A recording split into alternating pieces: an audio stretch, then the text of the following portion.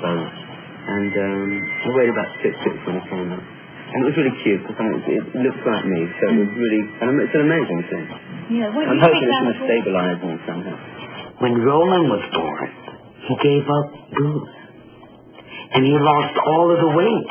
And he says, you know what, all that money we spent at the health clinic, all they had to do was just stop making those martinis and... I think that was not...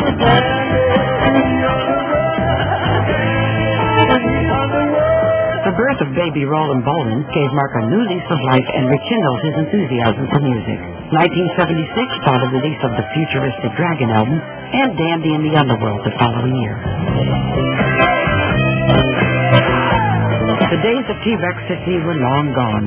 Marc responded to the new landscape with a tighter and more accomplished T-Rex lineup. Marc had a new T-Rex on board, basically made up of very competent session musicians, a couple of whom he poached from David Bowie, which he was particularly pleased about. So it was a cleaner, actually more orthodox T-Rex sound. Suddenly we had this red-hot, groovy little band that was quick and simple. Rock and roll, yes, even so, baby, rock and roll, yeah. When he put the band together with Herbie, he was very comfortable with that sound.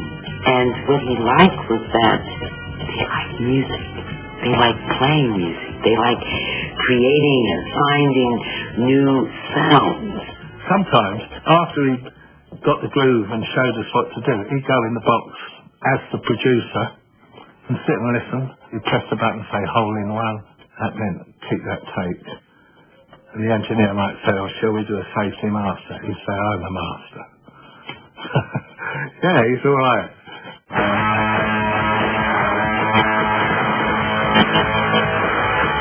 By 1977, a new raw sound was emerging on the music scene. Punk would leave many established pop acts out in the cold. Marc acted fast and made the bold decision to ask the punk group The Damned to tour with him. The Damned does seem a lot of choice for Bolan to tour with, but at the time, like all the old-timers, he was shocked by punk at first and didn't know what to do with it. Then he realised that he could nail his mask to it. Everyone said, hey, Marc, you're crazy to do these places. We played them, we sold them all out. The Rainbow we sold out real quick. Everywhere real quick. And they said, hey, they've done a punk audience, my audience. I mean, it was 3/4 Marc Bolan audience, a quarter Damned, and it ended up 100% a rock and roll fan club. I wouldn't think for a second that Marc was a big Damned fan, personally. I would think that it was very convenient for him to take them on a tour, to put bums on seats. He was as cynical as any marketing man is. And I say it as his mate. I would say it to him. I used to joke to him about it. I'd say, well, you know, you're cashing in there, boy. Yeah, I know, but put bums on seats, wouldn't it? It may have been a smart commercial move, but Marc was genuinely attracted by the attitude underlying the new wave. He kind of sneered at the world, and he kind of sneered at his kind of curled lip. And I think the people who came up in punk kind of recognised that, and they felt that affinity. He really got behind it, and of course it allowed him to say, I'm the godfather of punk. You know, it allowed him to re-style himself, and he's been doing that all the way through his career. Marc the Mod, Marc the Dylan Beatnik, Marc the hippie, Marc the glam rock star, Marc the interstellar soul guy, Marc the husband, and then suddenly Marc the godfather of punk. With the tour over, Marc was offered his own TV series simply called Marc. It gave many new bands their first taste of television, introduced by Marc in his own inimitable way. This is a new group called Generation X. They have a lead singer called Billy Idol, who's supposed to be as pretty as me. We'll see now. Generation X. 1, 2, 3. I want to tell you that what you have to do when you get a new wave band on the set is funk them up. You got to go, be outrageous. Come on, rip your knickers off. Do whatever you're going to do. If you've got it, show it. An old friend of Marc's in television, Muriel Young, actually gave Marc the Granada TV show. Again, it was the children's straight back from school TV slot, but Marc would take any slot that was kind of going. But, you know, for him, that was a place where he could actually find a home again. The other interesting thing about that is that Bolan always believed in the power of pop music on children, because that's what inspired him as a young boy. Seeing Elvis, it was an invitation into this strange new world. So it appeals to his vanity. They're going to see me, with my corkscrew locks. The very last thing that we did with Mark, David Bowie was a special guest on the Mark program, and we all felt there was a little bit of extra adrenaline flying about just because two greats on the same program. Thank you for goodbye and all the boys in the band, David, everybody, all the cats, you know they are. This is new song. 1, 2, 3, go! But the last show in the series was to end not with a bang, but a whimper. It was at the very end of the last studio day and had to be a single take. Mark fell off the stage, leaving the final shot of his last show to a rather bemused David Bowie. A few days after the recording of this last Mark TV show, Gloria returned from the States. After a night of celebrations, she was driving the couple back to their home in South London. They'd had a night on the town. They'd been to the speakeasy. They'd been for a meal. They were driving home. Behind them was Gloria's brother, Richard. And he went over this humpback bridge in Barnes, only to look ahead of him and not see Gloria's car continuing on, but actually just the smoke pouring out of it as it had veered off the side and crashed into a tree.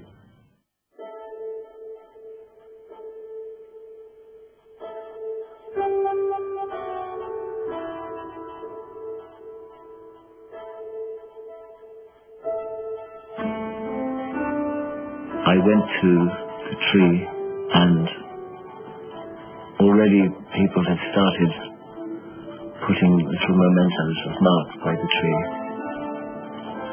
There was glass and blood on the road,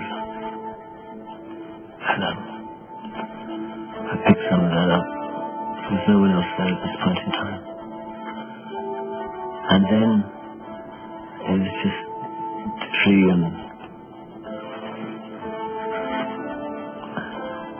and then this girl appeared, this gorgeous girl, and I found myself chatting her up, and then ding, this thing happened, and I could imagine Mark sitting there saying, "You fucker, there you are, you're gonna, I died today, and there you're going, and you're looking at the tree, and you're chatting up a bird, and laughing."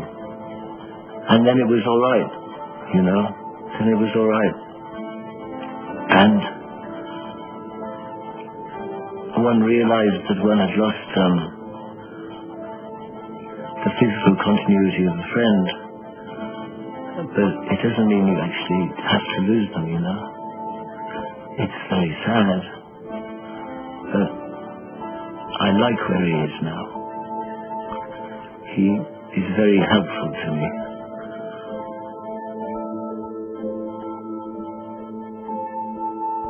There is a touch of T-Rex in most groups. If it's maybe a lick or two, or maybe it's just the spirit, the vitality of T-Rex, to have music that high and that aggressive and that joyful. There's something about Mark and everybody, like he's really left a big legacy behind. Marc Bolan in 3 words: magic, magnetic, alive. Talent, generosity, sexy. Rock and roll punk. He's a beautiful, kind man. Beautiful, profound, spiritual. My favourite performer. Realistic. Mark was clever, but he had a lot of love. He was of love. I miss him.